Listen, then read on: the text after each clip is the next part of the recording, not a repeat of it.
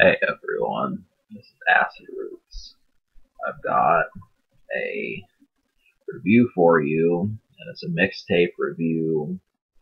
This is the Mafia 6. Now, 3-6 Mafia kind of tapered off, and mainly, I think what they were doing with their sound was they were kind of lightly getting into EDM type music. And I remember the Lollipop song, Lolly Lolly, and Um, so really what that was about was just it was a different style from records earlier in their career, and a lot of people feel like they lost some of the magic that they had before. So this is a trip return to their sound that they had, and I will say that it's really good. You're gonna like it. The only person from 3-6 who isn't there is Juicy J, but then Gangsta Boo isn't there either, and then Lord Infamous is not there. So those are the three that aren't. But this group is still rather good, and I definitely recommend you try them. Um, I certainly like this release. It's a mixtape. It's free. Go get it. You'll definitely like it. I'm not going to end it just like that. We're going to talk about this a little bit. And really, there are 8 songs on this mixtape in addition to one intro. So really, I just consider there being 8 because I don't really like intros that much. But so the songs that you can smoke to are Who Wants Some, Think I Don't Know, Hydrocodone, Active, Liquor and Drugs, and Paying Top Dollar. Now, all of these songs have, I mean, they're not beats that hit you right off the bat. You kind of have to listen a little bit, and I even recommend using headphones to listen to them because, they're not, this isn't the most immediate album by them that you can say best production. As I continued to listen to it, I definitely said, yeah, these are songs that you can smoke to and more. They're ideal for um, some low key type thing. And even if you feel, I mean, if you are the type of person that likes to bring kind of quieter things to a louder audience, this would be, you could really get some appeal by doing that. And I feel like that's a good thing to do, is to bring things to crowds who are listening to Pitbull and Jason Derulo every day. Obviously people just listen to 3-6, and I'll tell you right now, that's the reason why I'm here, is just because I want to do some of these sounds and show people that, oh no, there's so much more. I mean, obviously, you don't want to get strung out every single day. It's not even getting strung out, but just being able to have like a slicker sound other than just dancing in some club on a Thursday night. You gotta have more than that. So this is music for that idea. And like I said, the production is, it's handled rather well, but it just isn't, it doesn't hit you right out the gate. So all those songs that I mentioned are the ones to go for. And there actually is a 7th song called Too Petty, but I just didn't like that they changed the beat at the end. If I would have liked it and it would have been extra, I would have preferred it. But it's basically 6.5 songs. So the unheard songs, these are the ones, and I'll talk about them. Who Wants Some Conflict is probably like the most, hits you hard song.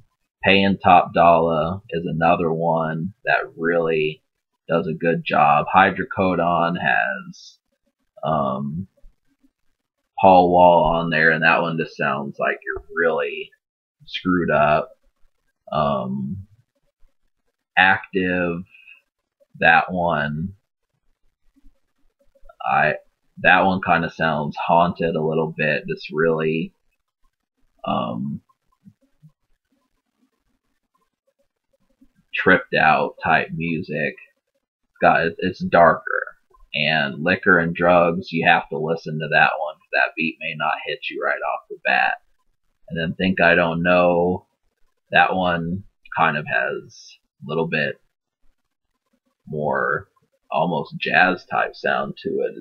That one sounds the most different off this entire release, but it works. So that's 6 out of 8. That's 3/4 of the CD or the mixtape. And then Too Petty is close. You might like it, but don't be fooled because the beat doesn't stay that way the whole time. Lock 'Em in the Trunk was the only song I didn't really like. When I compare the year's lineup, really, this was a good one to check out and, go for the Hypnotize posse, Project Pat, all these dudes. Lord Infamous has made some music. Almost every member of 3-6 Mafia has done some solo stuff. Juicy J would be another one to go for. DJ Paul has done some mixtapes. There's Insane Clown Posse, who's really close to them. And Psychopathic Records. So those are some good ones. So yeah, I recommend this release. And I'm going to give it a 9 out of 10 just because I didn't like 2 songs. I would have given it a 10. And I know I could give it a 10 just because there was only 2 songs, but just because it's so short. When you only give us 8 songs, that basically means there's no room for error. So the less you do, the more perfect it has to be. And so that's why. So it's a 9, really, it's up there and it works. The Future, the Mafia 6 dropped an album, and DJ Paul is gonna drop an album sometime this year, possibly. I don't know if it'll actually come out. I know he'll release it, I just don't know if it'll happen this year. So, there's just plenty, and they're gonna do mixtapes as well. Is this album social? Surprisingly, it is. I do look at this as an alternative to some of the poppy type things that you may be hearing today, and especially if you're tired of it. Just people might be tired of dancing. You can only dance so much before it gets old, and especially if you do it every week, you need something different. So this type of music lets you know, well, you don't always have to go out. And it works because you can go out, but you're also doing other things like just going to a park and going, where else would you, going to a parking lot and going downtown, just going throughout your town, going places, going to a smoke bar. There's just plenty of places where you can listen to this music and it fits. So understand that. So I'm going to give it a 9 social as well. The only reason why is just because some people may think, oh, well, no, it's because you just have to be responsible. If, any person can do what they want, but, can it be topped? Yeah, I think it can. Definitely the length can be topped, but, I know they're capable. This just felt like an appetizer, but really I know they can make more than 6 or 8 good songs. So that's it. I give this album a 9 and a 9 social. Subscribe for more fun.